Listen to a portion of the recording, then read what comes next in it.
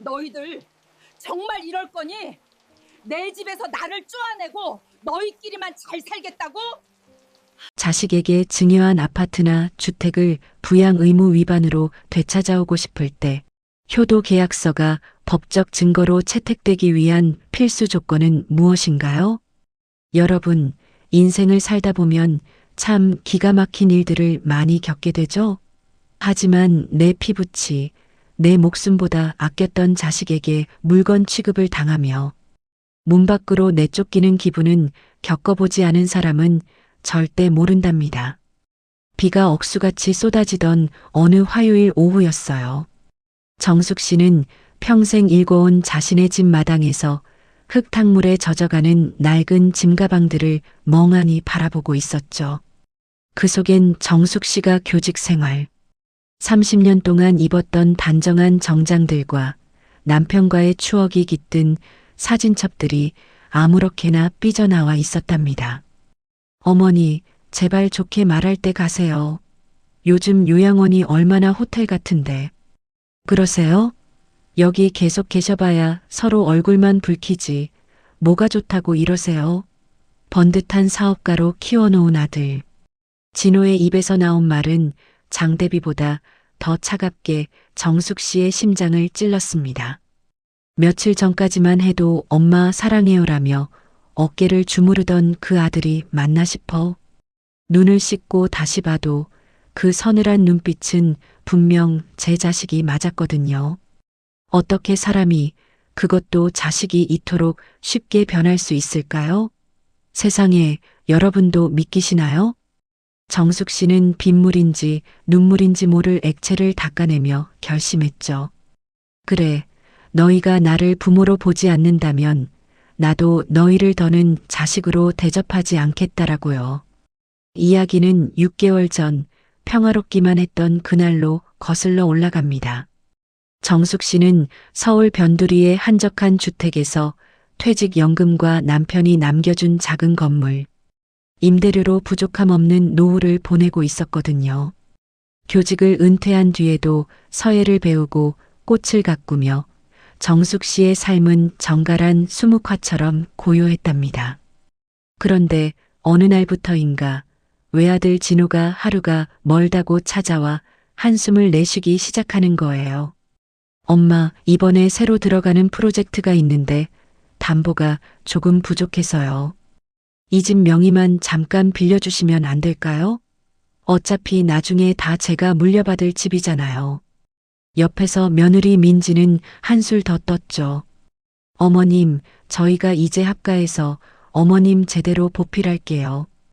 이 큰 집에 혼자 계시다가 혹시라도 건강 나빠지시면 저희 마음이 얼마나 아프겠어요? 정숙 씨도 사람인지라 마음이 흔들렸나 봐요. 나이 들수록 자식 곁에서 손주 재롱도 보고 따뜻한 밥상 같이 마주하고 싶은 그 마음, 여러분도 아시잖아요? 하지만 정숙 씨는 평생 아이들을 가르치며 원칙을 지켜온 사람이었답니다. 친한 제자였던 변호사의 조언이 문득 떠올랐죠. 선생님, 요즘 세상엔 자식도 믿지 마세요. 무조건 서류로 남기셔야 합니다. 그래서 정숙 씨는 아들에게 한 가지 조건을 걸었답니다. 바로 효도 계약서를 공증받는 것이었죠. 그래, 진호야. 명의는 넘겨주마. 대신 조건이 있다. 내가 죽을 때까지 이 집 한 채에서 거주할 권리를 보장하고 매달 생활비 200만 원과 일주일에 한 번은 온 가족이 함께 식사해야 한다. 만약 이를 한 번이라도 어길 시에는 이 증여는 즉시 무효로 한다는 조항을 넣자꾸나.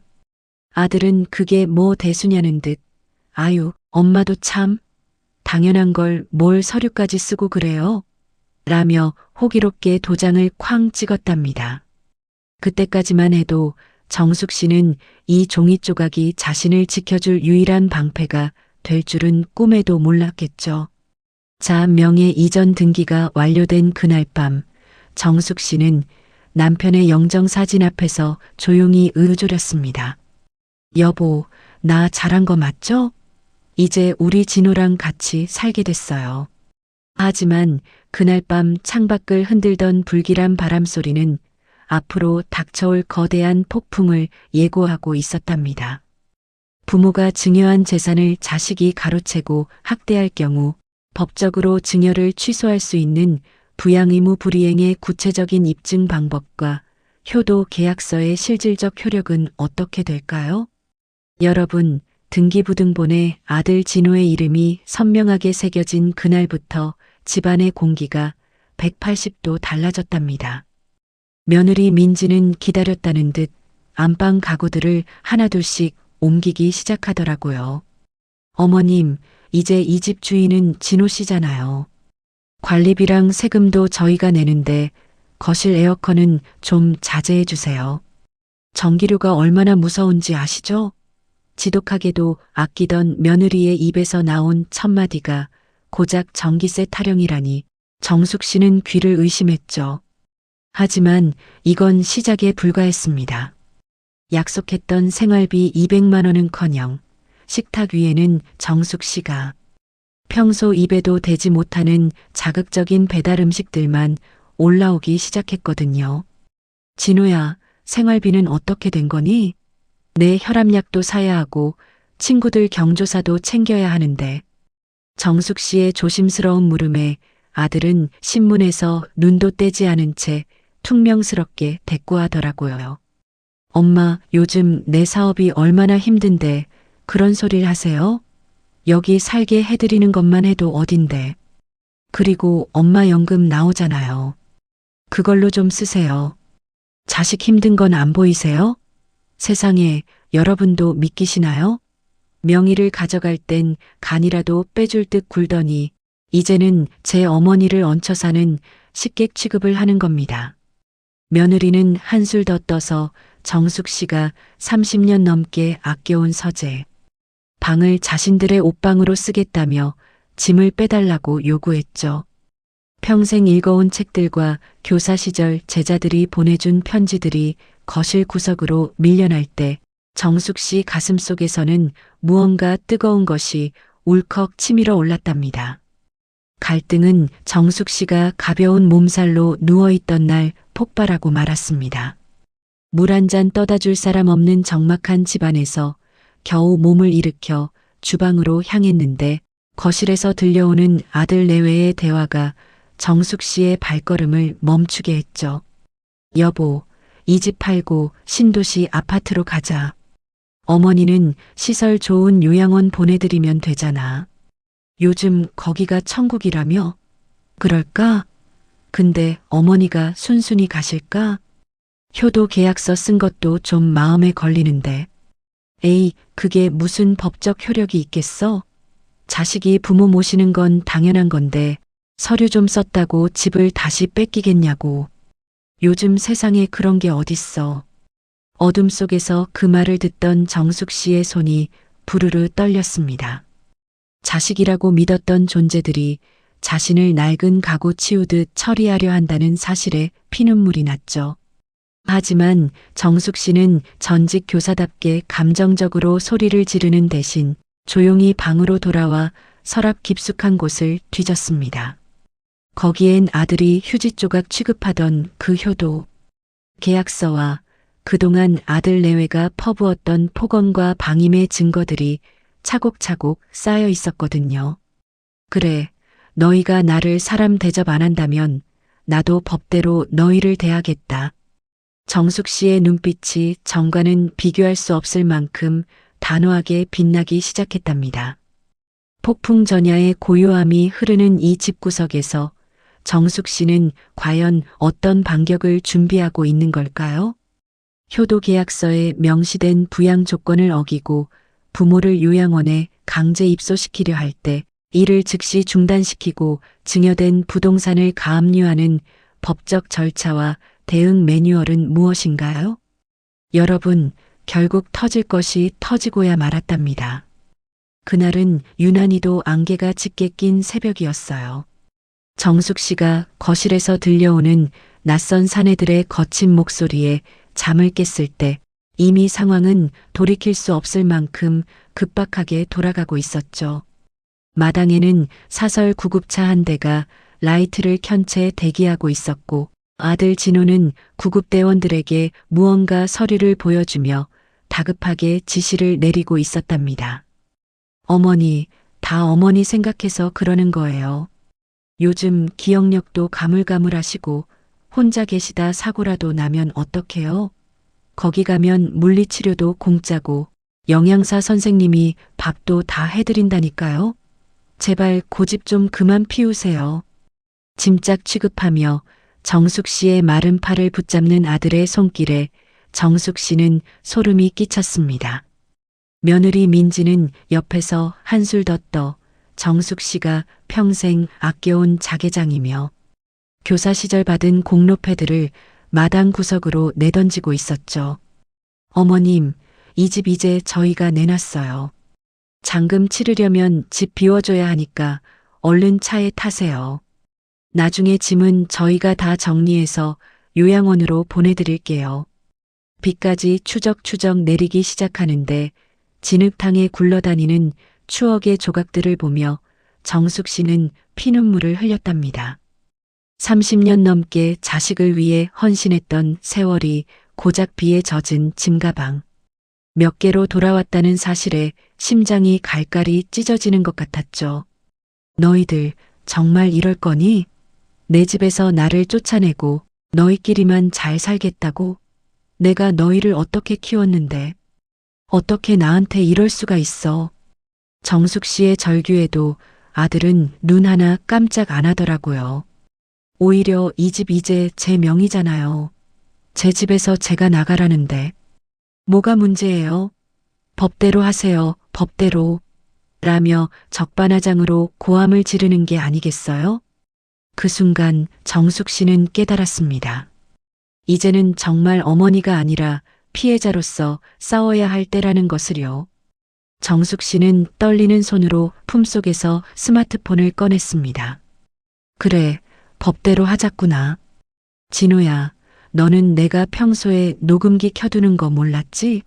내가 며느리랑 짜고 나를 요양원에 강제로 집어넣으려고 모의한 내용, 그리고 매달 생활비 한 푼 안 주면서 나를 굶기다시피 한 증거들, 여기 다 들어있단다. 아들의 얼굴이 순간 굳어졌지만 이내 비웃으며 대꾸했죠. 그까짓 녹음이 무슨 소용이에요? 진명이는 이미 내 건데. 하지만 정숙 씨는 단호하게 말을 이었습니다. 아니, 그게 다가 아니란다. 내가 너희에게 명의를 넘길 때 공증받았던 효도 계약서, 기억나니? 거기엔 분명히 부양 의무를 위반하거나 거주 권리를 침해할 시 즉시 증여를 해제하고 원상 복구한다는 특약 조항이 있단다. 나는 이미 어제 변호사를 통해 이 집에 대한 처분금지 가압류 신청을 마쳤고 법원에서 승인까지 났어. 너희 이 집 이제 한 발자국도 마음대로 못 움직인다. 순간 아들 진호의 얼굴이 흑빛으로 변하며 들고 있던 서류 뭉치를 떨어뜨렸습니다. 며느리 민지는 마당에 주저앉아 비명을 지르기 시작했죠. 정숙 씨는 비에 젖은 머리카락을 쓸어넘기며 생전 처음 보는 서늘하고도 강인한 눈빛으로 자식들을 내려다보았습니다. 어디 한번 끝까지 가보자꾸나. 자식이라는 이름 뒤에 숨어서 부모 등 처먹는 너희 같은 인간들에게 법이 얼마나 무서운지 내가 똑똑히 보여줄 테니까. 폭발한 정숙 씨의 분노는 이제 멈출 줄 모르는 기관차처럼 아들 내외를 압박하기 시작했습니다. 과연 정숙 씨는 이 지옥 같은 싸움에서 자신의 집과 무너진 존엄을 되찾을 수 있을까요? 효도 계약서 위반으로 인한 증여 반환 소송에서 승소한 후 판결문을 근거로 단독 소유권을 회복하고 불효자식을 강제로 퇴거시키는 법적 집행 과정과 비용은 어떻게 되나요? 법정의 공기는 차갑고도 엄숙했답니다. 하지만 정숙 씨의 마음은 그 어느 때보다 평온했죠. 판사님이 안경을 고쳤으며 판결문을 읽어내려가는 순간 아들 진호와 며느리 민지의 얼굴은 종이장처럼 하얗게 질려버렸거든요. 피고는 원고에게 해당 부동산의 소유권 이전 등기를 말소하고 증여받은 재산을 즉시 반환하라.